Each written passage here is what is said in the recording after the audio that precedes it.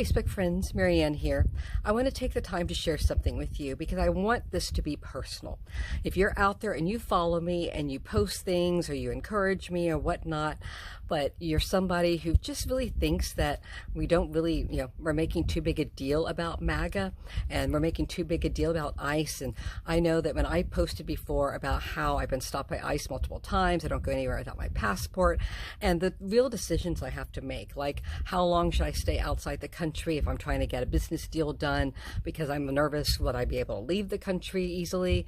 I'm nervous about being able to move about in the country, and how it's made real decisions that are hard to make be a very pragmatic part of my husband Joshua's and my life, and how even posting about this kind of stuff can put you on the radar of ICE for them to look at your social media. Right now I have friends that have family members that are currently in the camps, in concentration camps, and yes, I call them that because that means when you are stuffed in so tightly you can't sit down. That's a concentration of people. No, that's a very different thing than killing camps. But way too many people have been killed. Way too many people are not accounted for. Way too many people are people that we are all too complacent and comfortable with looking the other way on. And those numbers are only going to increase, especially now that Trump has passed an executive order that is basically saying that they can round up the homeless.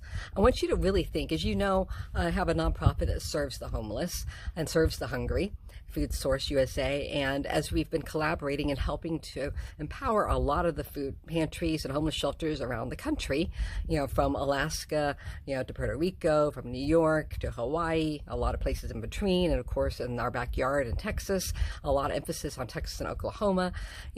One thing that a lot of people don't realize, a lot of those people on the streets have not done drugs. Sometimes they're school teachers who never saved up because they used every bit of extra money they had to buy lunches for kids that didn't have the money to get lunch, or school supplies. Sometimes they're veterans who put everything they could into serving our country and didn't get a nest egg at the end of the day because they risked everything else for the rest of us. Sometimes there are people that have done so many different kinds of amazing jobs in the community, and just the way life ended up, they're on the streets. So please don't be too quick to judge. Many people are on the streets not because they've lived a bum life or been on drugs or whatever, but because we as a society have mistreated them. And I want you to hear, in just a minute, I'm going to play an actual recording of ICE agents talking with each other. And in this case, they're talking about people that look like me. And there are far too many of you out there, and you know who you are, who have written to me. I've interacted with you on Facebook, and you say, oh, Marianne, I love you. But, these rules, this MAGA stuff, it's necessary. It doesn't mean you. I want you to know that when you look like me and you're walking down the street, they can't see anything other than the color of your skin. And what I'm going to play for you right now, I want you to look in my eyes and realize that who they're talking about is me. So if you care about me, if you follow me, if you are a friend or claim to be my friend or a family member who cares about me, but you still wave the proud MAGA flag and think Trump is all that, I want you to know that you are putting me and anyone that looks like me directly into the hands of people who talk like this. Starting to resist more now. We're gonna end up shooting someone. If you can go like this, because they're gonna start fighting. Like this kid goes like, this guy here, no, you can't do that. I'm not doing shit. Wait, we told you already to get out. You either get out or I'm gonna pull you out. Right. Yep. God damn. Woo. Nice. Just remember, you can smell that too with a $30,000 bonus. Yeah. So that we have no misunderstanding. When I see you and you're saying you're pro-Trump or pro-MAGA, that's who I see you as. And I'll be polite to you, I'll be respectful to you, but I will know that you do not care about my well-being or the well-being of anyone else out there that shares my skin color. I don't want this country to fall apart like this. I care about you.